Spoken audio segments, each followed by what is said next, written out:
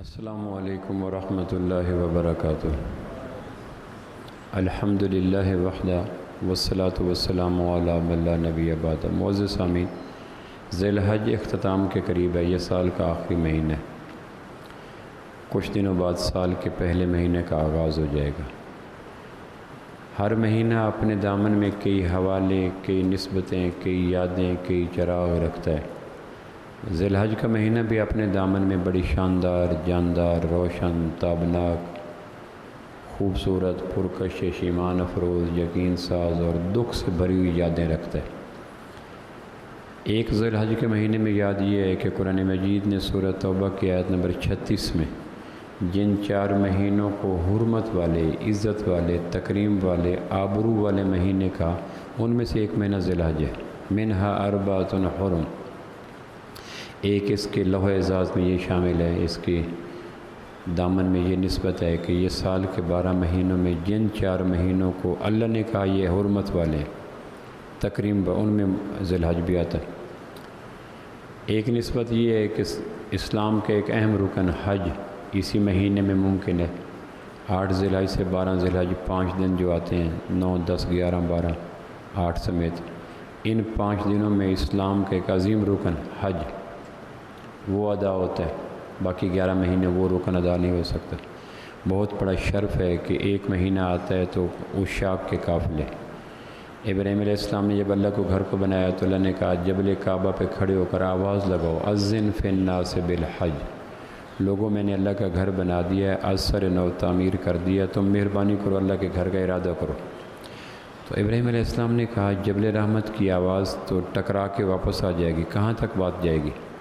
تو اللہ نے کہا علیک الاذان و علینا البلاغ، آپ کے ذمہ آواز، ہمارے ذمہ آواز کو پہنچانا۔ تو ابراہیم علیہ السلام نے تکمیل بیت اللہ کے موقع پر جبل رحمت پہ کھڑے ہو کر کہا لوگوں اللہ کے گھر کا عزم کرو۔ تو وہ آواز شرق غرب میں، شمال جنوب میں، عالم ارواح تک پہنچی، اور اس آواز کی صدا ہے جو ہر سال لاکھوں لوگ پیدل، جہازوں پہ، گاڑیوں پہ، اونٹوں پہ پیاسی روحوں کے ساتھ آتے ہیں، سیراب ہوتے ہیں، بیت اللہ کا طواف کرتے ہیں، حج مکمل کرتے ہیں، چلے جاتے ہیں۔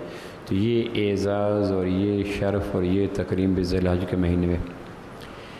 پھر یہ مہینہ تجدید عہد کا ہے، تجدید ایمان کا ہے۔ ابراہیم علیہ السلام نے کہا تھا اسلم تسلم، سورہ بقرہ آیت نمبر 131، کہ میں جو کہوں وہ کرو گے؟ تو ابراہیم علیہ السلام نے کہا میں وہ کروں گا۔ یہ مہینہ ہر سال آ کر ملت ابیکم ابراہیم کی ملت کو کہتا ہے تم بھی تجدید عہد کرو، تجدید ایمان کرو۔ آنکھ سے کہو وہ دیکھو گی جو اللہ چاہے گا، زبان سے کہو وہ بولو گے جو اللہ چاہے گا، کان سے کہو وہ سنو گے جو اللہ چاہے گا، ہاتھوں سے کہو وہ پکڑو گے جو اللہ چاہے گا، دماغ سے کہو وہ سوچو گے۔ تو یہ مہینہ تجدید عہد کا ہے، تجدید ایمان کا ہے، عہد وفا ہے کہ تم بھی ابراہیم علیہ السلام کی طرح نعرہ مستانہ لگاؤ اور کہو اسلمت لرب العالمین۔ اللہ میرا اور آپ کا عہد ہو گیا کہ 11 مہینے جو کمی کوتاہیاں ہوئیں آج کے بعد میں عقائد میں، عبادات میں، معاملات میں، اخلاقیات میں، معاشرت میں، خلوت میں، جلوت میں، وہ کروں گا جو آپ چاہیں گے۔ جس طرح تمہارے باپ نے اس قول کو سچ کر دکھایا تم بھی سچ کر دکھاؤ۔ باپ کے مقابلے میں اللہ، قوم کے مقابلے میں اللہ، نمرود کے مقابلے میں اللہ، وطن کے مقابلے میں اللہ، جوان بیوی اور معصوم بچے کے مقابلے میں اللہ، وادی غیر ذی زرع کے مقابلے میں اللہ، پھر محبتوں کا آماج گاہ اسماعیل کے مقابلے میں چھری پھیر کر اللہ کے ساتھ وعدے کی تکمیل کی انتہا کر دی۔ ذی الحج کا مہینہ آتا تو میں کہتا تم بھی تو ابراہیم کی ملت ہو، تم بھی تو کچھ انگڑائی لو۔ اقبال کہتا ہے آگ ہے، اولاد ابراہیم ہے، نمرود ہے، کیا کسی کو پھر کسی کا امتحان مقصود ہے۔ اقبال جو کہتا ہے نا وہ اسی لیے کہتا ہے آج بھی گر ہو ابراہیم کا ایمان پیدا، آگ کر سکتی ہے انداز گلستان پیدا، اسی پس منظر میں کہتا ہے۔ تو یہ مہینہ تجدید عہد کا ہے، بکرے کا، دمبے کا، ویڑے کا، کھالوں کا، گوشت کا، حصوں کا، کھانے کا، پینے کا، نمکین عید نہیں ہے۔ اس کی آڑ میں عہد ہے کہ تم نے کہا ہوا لا الہ الا اللہ محمد رسول اللہ، تو اپنے باپ ابراہیم کی طرح تم بھی اطاعت کے علم کو سرنگون ہونے دو، اطاعت کے علم کو اونچا کرو۔ اور ہمارا علم یہ ہے کہ بحیثیت مجموعی قوم بھی اور بحیثیت افرادی قوم بھی ہم اللہ کے اس عہد کو فراموش کر چکے ہیں۔ تو ذی الحج آ کر تجدید عہد کا مہینہ ہے، تجدید ایمان کا مہینہ ہے، اور صبر و رضا اور قوت تسلیم و رضا پیدا کرنے کا مہینہ ہے کہ مانو گے۔ ہم میں سے کتنے لوگ ہیں جنہوں نے ذی الحج کے آتے ہی اپنے جسم پر اطاعت کے پھریرے لہرانے کا عزم کیا؟ وہی چال بے ڈھنگی جو پہلے تھی سو اب بھی ہے۔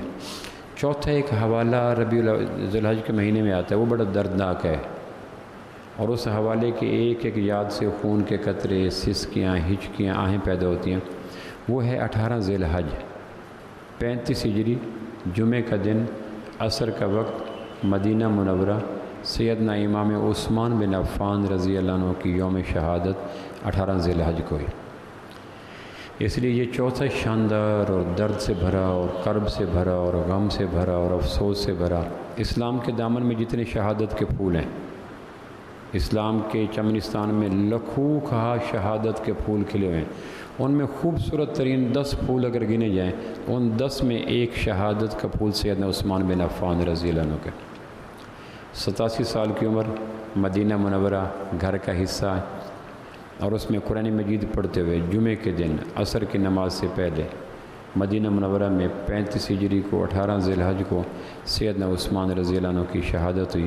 اس لیے اس مہینے میں وفا کی حضرت عثمان کا نام آتا تو وفا کی خوشبو آتی ہے، حیا کی خوشبو آتی ہے، صبر کی خوشبو آتی ہے، سخاوت کی خوشبو آتی ہے، اطاعت رسول کی خوشبو آتی ہے۔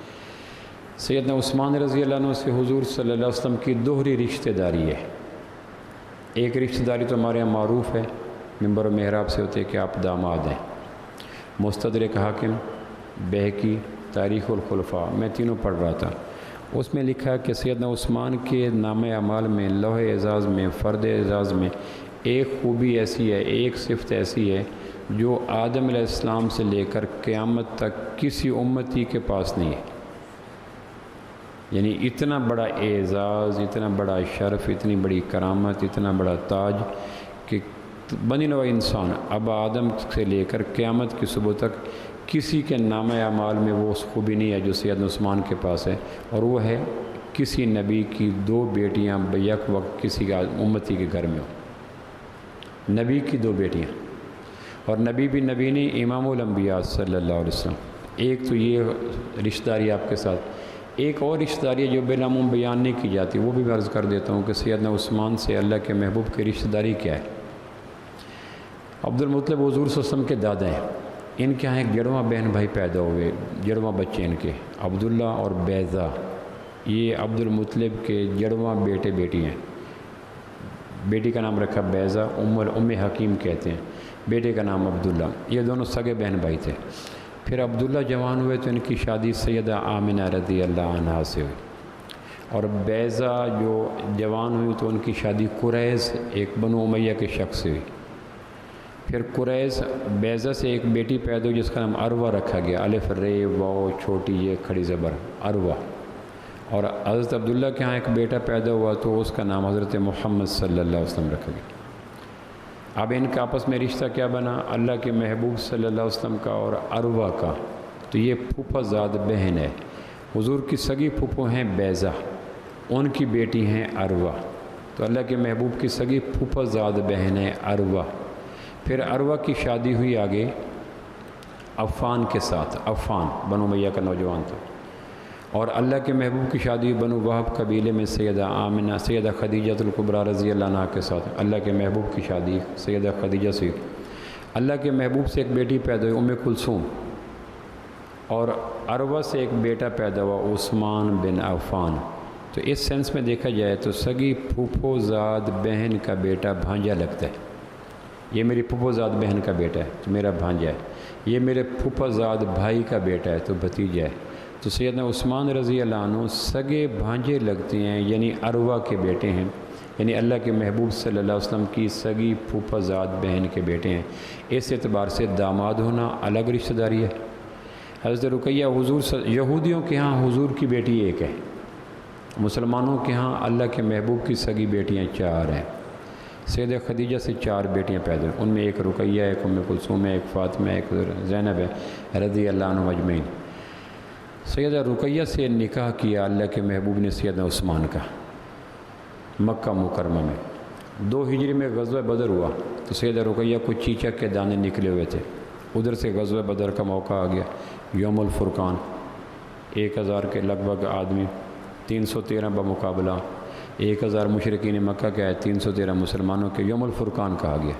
ایک ایک مجاہد کی شدید ضرورت تھی اس موقع پر جب یہ غزوہ ہو رہا تھا۔ سیدہ رقیہ رضی اللہ عنہا کو ان دنوں چیچا کے دانے نکلے ہوئے تھے۔ حضور علیہ السلام نے حضرت عثمان نے کہا جی میں بدر میں ہوں، تو آپ فرمایا اپنی بیوی کی تیمارداری کرو، یہ بدر میں شریک ہونے کے برابر ہے۔ یعنی اس سے آپ اسلام کی نظر میں بیوی کا مقام دیکھیں کہ ایک ایک مجاہد کی شدید ضرورت تھی، لیکن اللہ کے محبوب نے بدر کے اس موقع پہ سیدنا عثمان کی خواہش کے باوجود حضرت عثمان کو بدر میں شرکت کا موقع نہیں دیا اور کہا اپنی بیوی رقیہ رضی اللہ عنہا کی تیمارداری کرو، اور حضرت اسامہ اور حضرت عثمان ان دونوں کو چھوڑ گئے مدینہ میں، اور خود 60 میل کے لگ بھگ بہر ایک جگہ تھی بدر کا مقام، وہاں چلے گئے۔ اللہ نے بدر میں مسلمانوں کو فتح دی تو زید حضرت اسامہ کے والد وہ اللہ کے محبوب کی اونٹنی پہ بھاگ کے تشریف لائے کہ مدینہ آ کے خبر دیں کہ اللہ کریم نے مسلمانوں کو بدر میں فتح عطا کی۔ جب بدر واپس آئے حضرت عثمان نے دیکھا کہ اللہ کے محبوب کی اونٹنی ہے کسوہ، جس پہ سوار ہیں زید والد ہیں اسامہ کے، اسامہ کو اللہ کے نبی چھوڑ گئے تھے حضرت عثمان کے ساتھ لوک آفٹر کے لیے کہ تم تیمارداری کرو رقیہ کی۔ تو حضرت عثمان نے پوچھا حضرت اسامہ سے یہ تمہارے باپ نہیں اکیلنے گیا کہ اونٹنی اللہ کے نبی کی ہے؟ تو انہوں نے پوچھا کیا بنا؟ کہ اللہ نے بدر میں مسلمانوں کو فتح دی۔ تھوڑی دیر کے بعد حضور علیہ السلام بھی تشریف لائے تو سیدہ رقیہ رضی اللہ عنہا کا انتقال ہو گیا اللہ کے محبوب کے آنے سے پہلے، اور مدینہ منورہ میں جنت البقیع کے اندر مٹی ہموار کر رہے تھے، دفن کر دی گئی، قبر ہموار کر دی گئی، مٹی ہموار کر رہے تھے۔ تو اللہ کے محبوب تشریف لائے تو آ کے سیدہ رقیہ کی قبر پہ آئے اور آ کے کہا مجھے نہیں پتہ کہ مجھے بدر کا خوشی زیادہ ہے یا رقیہ کے فوت جانے کا دکھ زیادہ ہے۔ تو پھر حضرت عثمان نے کہا اگر آپ اجازت دیں تو ہم قبر کشائی کر کے آپ کو رقیہ کے دوبارہ ملاقات کروا دیں۔ تو آپ نے نمناک آنسوں سے کہا حشر میں بیٹی سے مل لوں گا۔ سیدہ رقیہ رضی اللہ عنہ کے سینے پہ 2 غم ہیں۔ جن دنوں ان کی والدہ سیدہ خدیجہ کا انتقال ہوا تو یہ حبشہ تھی۔ حضرت رقیہ کی والدہ خدیجہ الکبریٰ کا انتقال ہوا تو اس وقت بیٹی حبشہ تھی، ماں کا مکہ میں انتقال ہوا اور جنت المعلیٰ میں دفن ہوئی۔ اور جن دنوں سیدہ رقیہ کا انتقال ہوا تو بابا بدر میں تھے اور خود وہ مدینہ میں بیمار تھیں اور جنت البقیع میں دفن ہوئی۔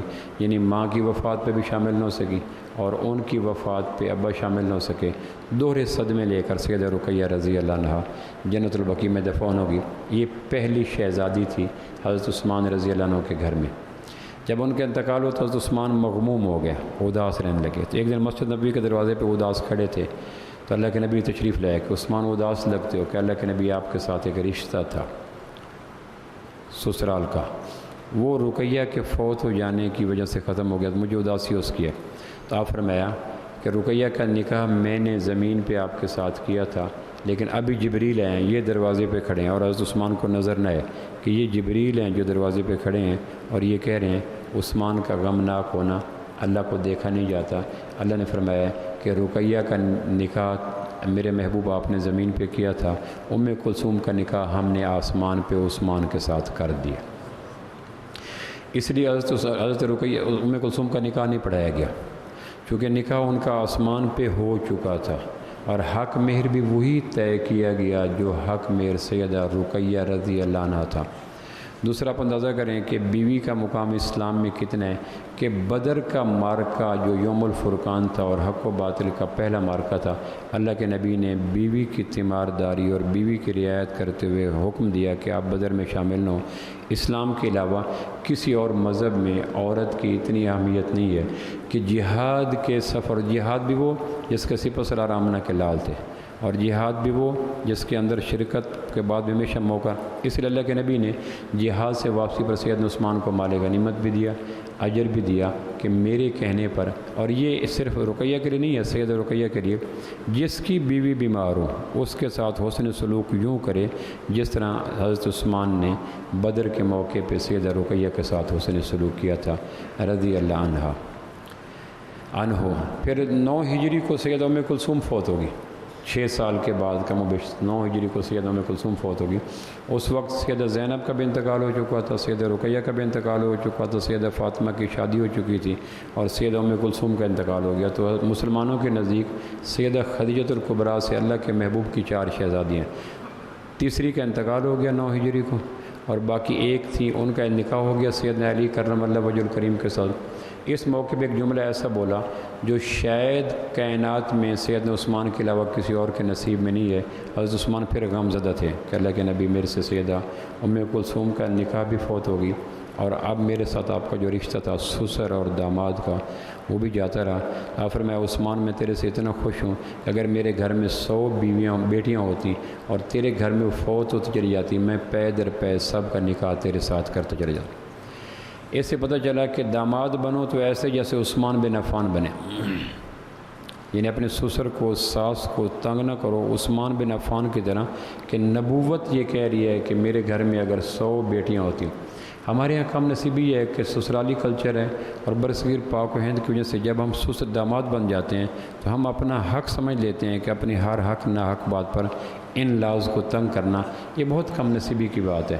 اللہ کے محبوب نے عمر بن عاص رضی اللہ جو ان کے داماد تھے اور ان کے گھر میں بیٹی تھی اللہ کے محبوب کی زینب، آپ نے تعریف کی تھی، بخاری کی روایت ہے کہ میرا داماد ابو الاس اتنا اچھا تھا کہ اس نے میرے ساتھ جو عہد کیا تھا زینب کی بیوی بنتے وقت اس عہد کو پورا کیا تھا۔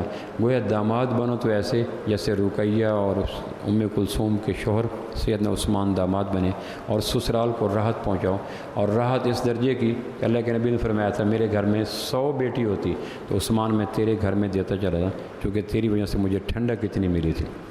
تو ایک رشتہ تو آپ علیہ السلام سے بھانجے کا ہے، دوسرا رشتہ آپ علیہ السلام سے داماد کا ہے۔ اور بہقی کی روایت یہ ہے کہ آدم علیہ السلام سے لے کر قیامت کی صبح تک کسی امتی کے نامہ اعمال میں وہ اعزاز نہیں ہے جو سیدنا عثمان بن عفان رضی اللہ تعالیٰ عنہ کے۔ پھر ایک اور اعزاز ایسا ہے جو کسی صحابی کو حاصل نہیں ہے۔ ایک جنازہ پڑھانے کے لیے گئے، آپ علیہ السلام بے حد حریص تھے، خواہشمند تھے کہ کوئی دوزخ میں نہ جائے، چونکہ جنت اور دوزخ کو اپنی آنکھوں سے دیکھا تھا۔ جنت تمام رعنائیوں کا، دلربائیوں کا، کشش کا گھر ہے، اور دوزخ تمام اذیتوں کا، کلفتوں کا، دکھوں کا گھر ہے۔ آپ کی اٹموسٹ ڈیزائر یہ ہوتی تھی، آخری درجے کی خواہش یہ ہوتی تھی کہ کوئی دوزخ میں نہ جائے۔ اس لیے مدینہ منورہ میں عبداللہ بن ابی مرا رئیس المنافقین تھا، تو آپ نے اپنی بنیان نیچے والا حصہ قمیض کا وہ اتار کے اس کو کفن دیا، اپنا لعاب اس کے ہونٹوں پہ لگایا، اور جنازہ ایک روایت میں پڑھا دیا۔ غسل بھی زمزم سے ہوا، کفن بھی اللہ کے محبوب کا قمیض مبارک ملا، تبرک بھی اللہ کے محبوب کا زمزم ملا، تدفین بھی مدینہ میں ملی، اور جنازہ بھی صحابہ نے پڑھا، اور اللہ کے محبوب نے صحابہ کا، اللہ کے محبوب نے جنازہ پڑھا دیا۔ ایک اوپر سے وہی ہے کہ میرے محبوب 70 دفعہ بھی پڑھا دیں تو بخشش نہیں ہوگی، چونکہ یہ مشرک ہے کم نصیب۔ اتنی فیور شاید کسی کو ملی ہو۔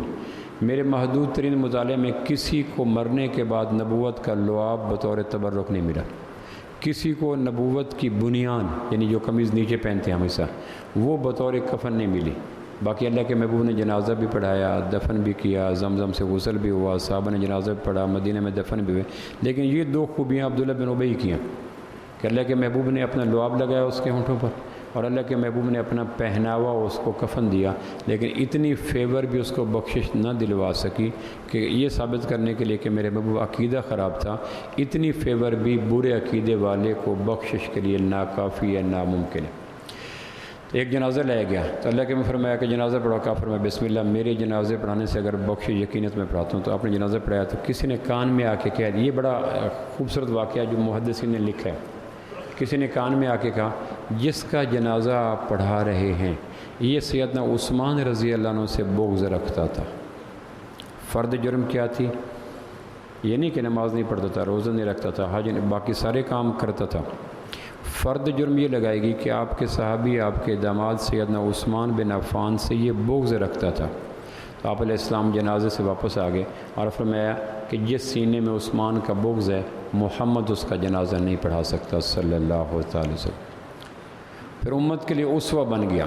اگر مرنے والے کے متعلق یہ خبر آ جائے، کوئی آدمی مر گیا اور آپ کو پتہ چل جائے کہ اس کے سینے میں بغض تھا کسی صحابی کا، تو سنت مصطفیٰ یہ ہے کہ اس کا جنازہ نہ پڑھو۔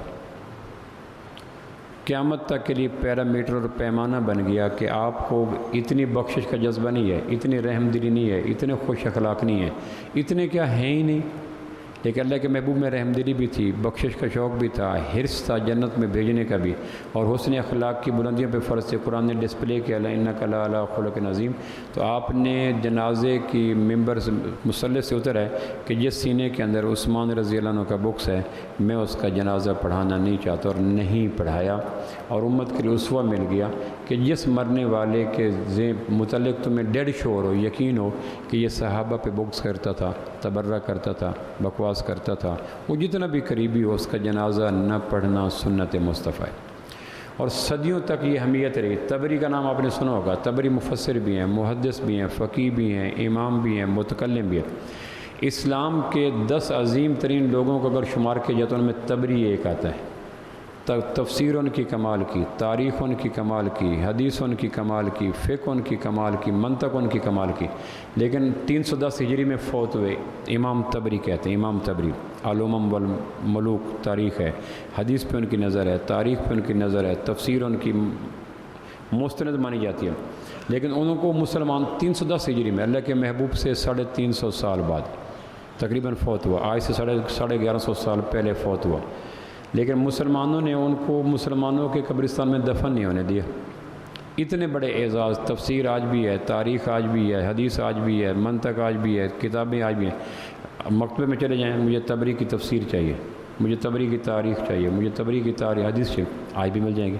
علماء ان کی ان تاریخی اور ان تفسیری اور ان حدیث کی کاوشوں کو سلام کرتے ہیں، لیکن 310 ہجری میں مرنے والا امام طبری کو اس دور کے مسلمانوں نے مسلمانوں کے قبرستان میں دفن نہیں ہونے دیا، بالآخر گھر میں دفن کیا گیا۔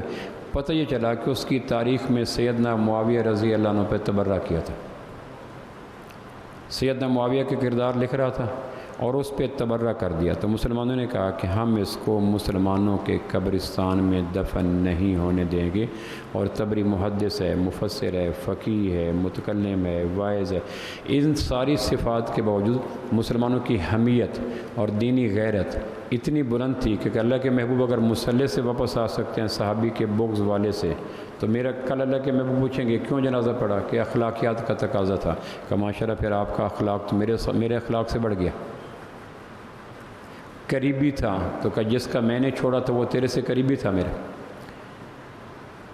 تو سیدنا عثمان رضی اللہ عنہ کی برکت سے یہ پیرامیٹر ملا، کہ ان کی برکت سے یہ اصول مل گیا کہ اگر کسی کے متعلق یہ بھنک پڑ جائے اور بھنک حقیقت تک پہنچ جائے کہ یہ مرنے والا بغض صحابہ سے رکھتا تھا، تو اس کا جنازہ نہ پڑھنا سنت مصطفیٰ صلی اللہ علیہ وسلم۔ پھر سیدنا عثمان رضی اللہ عنہ کی ایک اور بڑی خوبصورت بات ہے، ان کی انگوٹھی کی تحریر بڑی گنی جاتی ہے۔ اللہ کے محبوب نے انگوٹھی بنوائی تھی، پھر صحابہ بنواتے، پھر تابعین بنواتے، اتباع سنت میں۔ ہمارے ہاں انگوٹھی پہنتے ہیں لیکن اس میں اتباع سنت کا جذبہ مغلوب ہوتا ہے۔ آدمی عین کام مسنون کرے لیکن جذبہ اپنی ذاتی من پسند ہو تو بھی اتباع سنت نہیں ہوگی۔ اتباع سنت یہ ہے کہ انگوٹھی خریدنے کیوں جا رہے ہو، تو دل یہ کہے کہ اللہ کے نبی انگوٹھی پہنتے تھے اس لیے جا رہا ہوں، تو اتباع سنت ہے۔ اور مجھے پسند ہے تو عین عمل مسنون ہو لیکن جذبہ اپنی پسند کا ہو تو وہ سنت نہیں بنے گی۔ سیدنا عثمان رضی اللہ عنہ کی انگوٹھی پہ تحریر بڑی شاندار تھی۔ میں کبھی سوچتا ہوں کہ اگر میرے پاس ممکن ہو تو پاکستان کے جتنے ٹولٹ ہیں نا جہاں اشتہار لگے ہوتے ہیں پبلسٹی کے، وہاں سیدنا عثمان کی تحریر، انگوٹھی کی تحریر لکھوا دوں۔ تحریر کیا تھی؟ اس کا مفہوم تھا اللہ سعادت کی موت دے، زندگی دے، شہادت کی موت دے۔ سیدنا عثمان کی انگوٹھی پہ جو تحریر تھی، اللہ سعادت بھری زندگی دے اور شہادت بھری موت دے۔ اگر یہ دو باتیں ہر مسلمان کے سینے کے دل کی انگوٹھی کے نگینے پہ آ جائیں، سعادت بھری زندگی، شہادت والی موت، تو پھر دونوں جہان بن جاتے ہیں، کیونکہ یہ سیدنا عثمان کا مانوگرام تھا، سعادت بھری زندگی اور شہادت والی موت۔ اور سعادت والی دیکھیں کہ بدر میں شامل نہیں ہوئے تو بدر کا مال غنیمت مل گیا، پھر احد میں شامل ہوئے، پھر خندق میں شامل ہوئے، پھر حدیبیہ میں شامل ہوئے، پھر تبوک میں شامل ہوئے، پھر فتح، یعنی کوئی بھی قابل ذکر غزوہ ایسا نہیں ہے جہاں اللہ کے محبوب کے ساتھ قدم بقدم پھر سیدنا صدیق اکبر کا زمانہ گزارا، سیدنا فاروق اعظم کا زمانہ گزارا، پوری زندگی سعادت کی بھرپور، اور پھر ایک نامہ اعمال ایسا مل گیا جس میں آدم سے لے کر قیامت کی صبح تک سیدنا عثمان کا ثانی کوئی نہیں، اور وہ ہے سیدنا عثمان کا ذوالنورین ہونا، دو نور امام کائنات کے آپ رضی اللہ عنہ کے گھر میں تھے۔ پھر سیدنا عثمان رضی اللہ عنہ کا جو سب سے بڑا احسان ہے جس سے کوئی حلالی آدمی انکار نہیں کر سکتا، وہ ہے جمع قرآن کا احسان۔ یہ اس وقت ہمارے پاس قرآن مجید ہے، اس کا دو انداز سے جمع کیا گیا، دو انداز سے، ایک اس کے لفظ جمع کیے گئے، ایک اس کا لہجہ جمع کیا گیا۔ میں اس کے دونوں کی ہلکی سی وضاحت کر دیتا ہوں۔ اللہ کے محبوب کا وصال ہوا تو قرآن صدور میں تھا، سطور میں پورا قرآن کسی کے پاس نہیں تھا۔ پورا قرآن ایک بک فارم میں کمپائل ہو کر، ایڈٹ ہو کر، مجلد ہو کر کسی آدمی کے پاس پورا قرآن نہیں تھا، جس طرح میرے اور آپ کے گھر میں اللہ کا شکر ہے پورے قرآن ایک دو جلدوں کے بیچ میں پڑے ہوتے ہیں۔ اللہ کے محبوب جب دنیا سے گئے تو قرآن پورے کا پورا سینوں میں بے شمار لوگوں کو محفوظ تھا، لیکن کسی ایک کے پاس بھی بک فارم میں کتابی شکل میں قرآن موجود نہیں تھا۔ کسی کے پاس 2 پارے، 3 پارے، 1 رکوع، 4 رکوع، 5 صورتیں تھیں۔ صدیق اکبر رضی اللہ عنہ پہلے صحابی ہیں کہ جن کے دور میں جنگ یمامہ ہوئی اور وہاں 700 کے لگ بھگ حفاظ اور قراء شہید ہو گئے۔ انہوں نے کہا کہ جنگیں جاری رہیں گی، شہداء شہید ہوتے رہیں گے، قراء شہید ہوتے رہیں گے، تو پھر ہمارے پاس تو قرآن نہیں ہے، قرآن تو ہے سینوں میں، قرآن کتابوں میں ہے نہیں۔ انہوں نے پہلی دفعہ سینوں سے قرآن اتار کر لفظوں کے روپ میں اللہ کے محبوب کی زندگی کے بعد 13 یا 12 ہجری کو قرآن مجید جمع کر دیا۔ اس وقت جو قرآن کے لفظ جمع شدہ ہیں، یہ سیدنا فاروق اعظم صدیق اکبر رضی اللہ کا احسان ہے کہ پوری امت جب تک قرآن پڑھے گی سارا ثواب سیدنا صدیق اکبر کو جائے گا، چونکہ پہلا قرآن جمع کرنے والے لفظوں کے روپ میں سیدنا صدیق اکبر ہے۔ پھر دوسرا احسان جو سیدنا عثمان رضی اللہ عنہ کا ہے، وہ احسان یہ ہے سیدنا عثمان کا کہ انہوں نے قرآن مجید کے لہجوں کو جمع کیا۔ اب اس کی میں وضاحت کر دیتا ہوں۔ بنو حزیل ایک قبیلہ تھا عرب میں، مدینہ میں۔ عربوں میں آپ جانتے ہیں قبائلی مزاج تھا۔ قبیلوں کا مزاج یہ ہوتا ہے کہ دوسرے قبیلے کی اطاعت نہیں کرتے۔ ہمارے یہاں سرحد میں چلے جائیں، سندھ میں چلے جائیں، بلوچستان میں چلے جائیں، وہاں قبائل ہیں۔ ہمارے پنجاب میں قبائل کلچر اتنا نہیں ہے، اس لیے قبائلوں کی حس، قبائلوں کا مزاج، قبیلوں کا ذوق ہمیں اس درجے کا ادراک نہیں ہے جتنے درجے میں بگٹی سے پوچھیں، زرداری سے پوچھیں، یہ خیبر پختونخوا والوں سے پوچھیں، وہاں قبائل چلتے ہیں۔ عربوں میں قبائل تھے، قبائل کا مزاج تھا کہ وہ کسی دوسرے کے پیچھے چلنا پسند نہیں کرتے تھے۔ کچھ قبیلوں نے کہا جی کہ اللہ کے محبوب فلاں قبیلہ اس لفظ کو ایسے پڑھتا ہے، اگر آپ ہمیں کہیں گے ویسا پڑھو تو وہ قبیلہ کہے گا ہمارے پیچھے لگ گئے۔ تو پھر آپ نے اپنی زندگی میں 10 انداز سے قرآن مجید کو پڑھنے کا اجازت دی تھی۔ اس کو 7 عشرہ قرات کہتے ہیں کہ تم اپنے طرز پہ پڑھ لو، تم اپنے طرز پڑھ لو، تم اپنے طرز پڑھ لو۔ بعض قبیلے تھے جو لکھتے سین تھے، پڑھتے تے تھے۔ لکھنؤ میں چلے جائیں، لکھیں گے 29 لیکن لکھیں گے 29، پڑھیں گے 29، الف کے بجائے واو پڑھ لیں گے۔ یہ قبائلوں کا مزاج ہوتا ہے۔ آپ جھنگ کی زبان دیکھیں، میاں والی کی زبان دیکھیں، ملتان کی زبان دیکھیں، لاہور ہیں ساری پنجابی، لیکن ایکسنٹ میں فرق ہے، تلفظ میں فرق ہے، لہجے میں فرق ہے۔ آپ صلی اللہ علیہ وسلم کے دور میں قبائل نئے پنپ رہے تھے، تو آپ نے کہا تم سارے اپنے اپنے لہجوں پر قرآن پڑھ سکتے ہو۔ تمہیں اگر یہ شوق ہے کہ اگر دوسرے کا لہجہ اختیار کیا تو وہ تنقید کرے گا، ہمارے تابع ہوگا، اپنے لہجے پڑھ لو۔ بنو حزیل قبیلہ تھا، عبداللہ بن مسعود رضی اللہ سے قبیلے سے تھے۔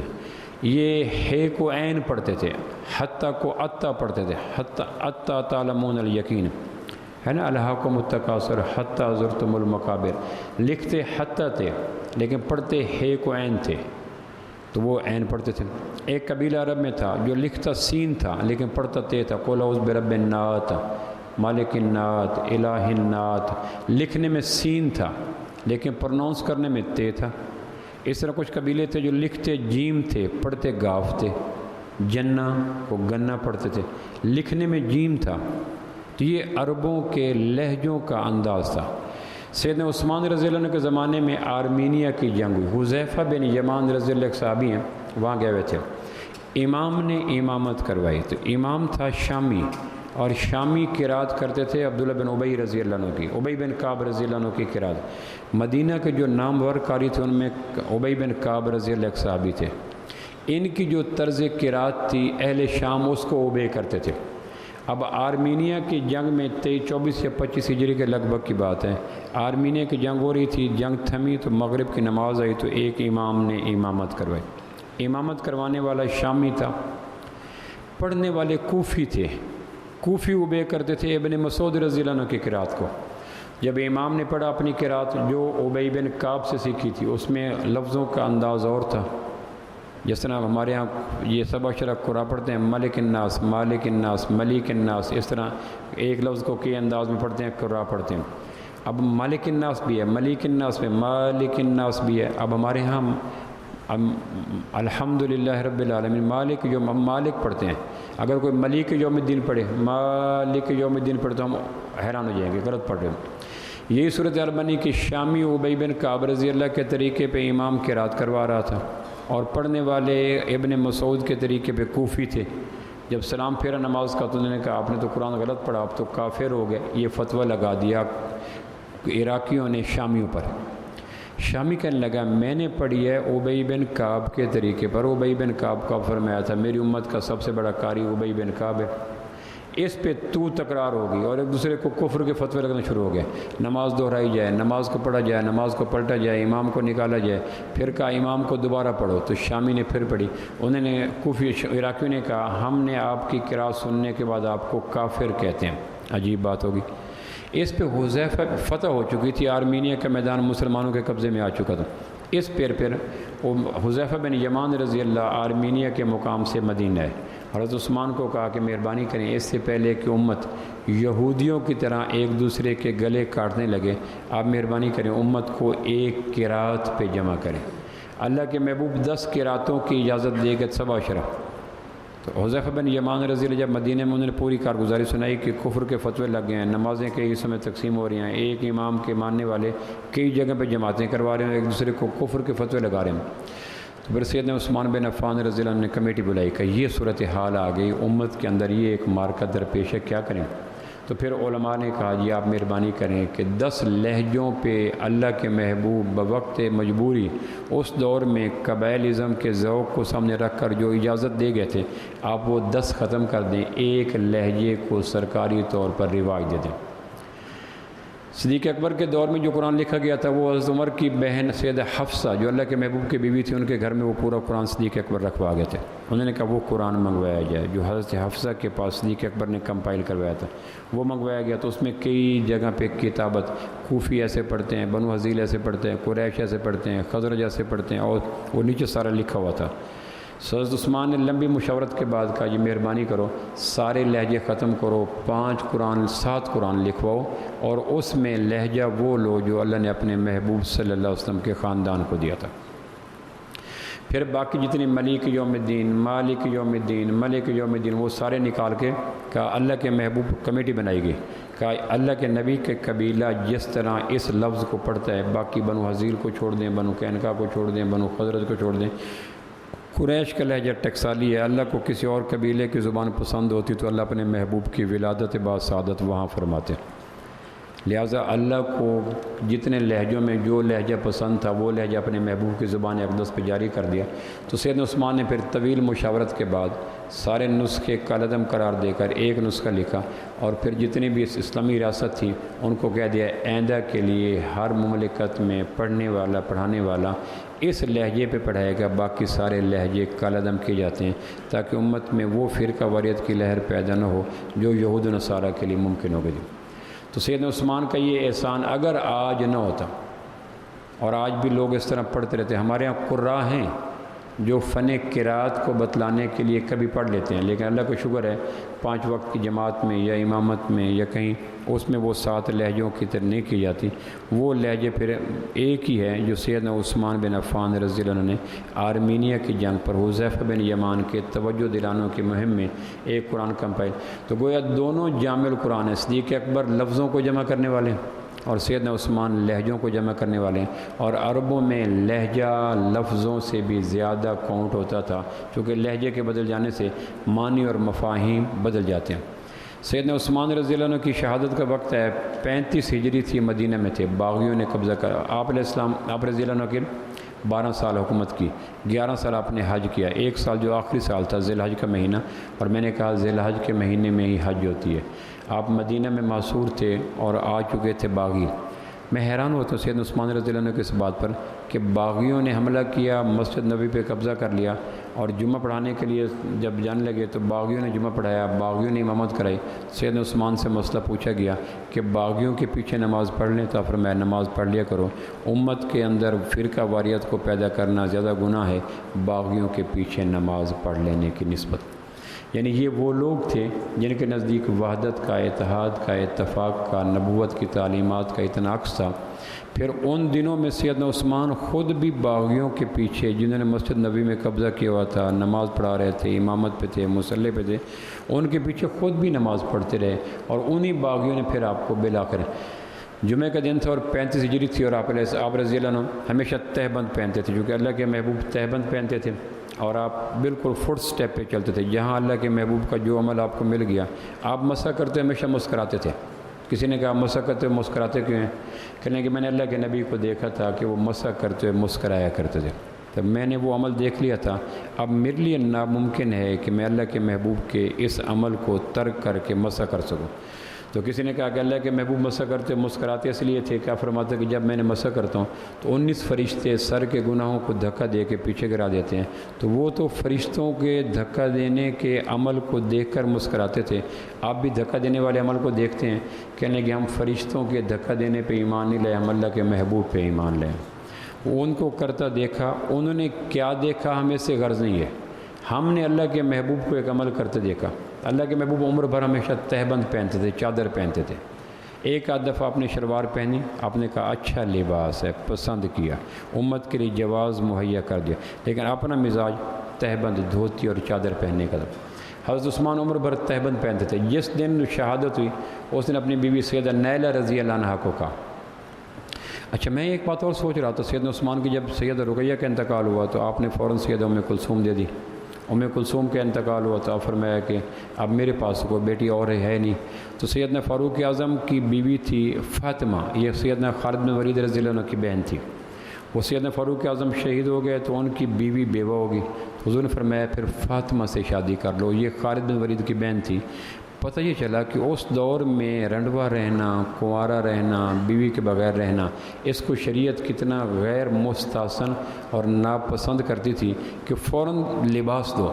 ہمارے یہاں فوت ہو جاتے ہیں، 20 سال گزار جاتے ہیں، بیوہ بھی 20 سال گزار جاتے ہیں، رنڈوا بھی۔ اچھا عمل یہ ہے چونکہ شریعت نے شادی کو لباس قرار دیا۔ مجھے یاد پڑتا ہے یہاں ایک دفعہ میں نے ایک نکاح پڑھایا، پرانی بات ہے، تو ایک آدمی ملا تو کہنے لگی میرے لیے دعا کرنا، میری بیوی فوت ہوگی، بخشش اللہ اس کی کرے۔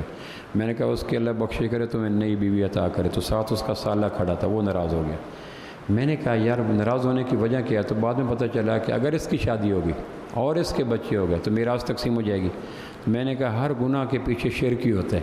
اب جو سالہ یا سابقہ سسرال شادی میں رکاوٹ زیادہ سابقہ سسرال ڈالتے ہیں، اور سابقہ سسرال کو ڈر یہ ہوتا ہے کہ اگر نئے بچے پیدا ہو گئے تو میراث میں پہلے 2 بچے ہیں، 1 بچہ ہے، پھر 4 بچے پیدا ہو جائیں گے۔ میں نے اس کو کہا اللہ آپ کو بیوی بخشش کرے اور نئی بیوی عطا کرے۔ چند دن پہلے مجھے ملا تو بڑا خوش، میں نے کہا شادی تو نہیں ہوگی؟ کہنے کہ اللہ کا شکر ہوگی۔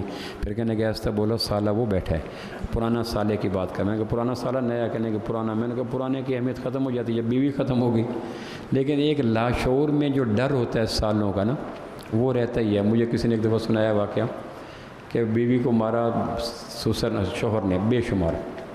بیوی نے فون کر دیا اپنے بھائیوں کو، تو مغرب کے نماز پڑھنے کے لیے یا عشاء کے نماز پڑھنے کے لیے شوہر گیا، تو اس کے سارے سالے آ کے گھر کے دروازے کے پاس اندر چھپ کے ڈنڈے لے کر بیٹھ گئے۔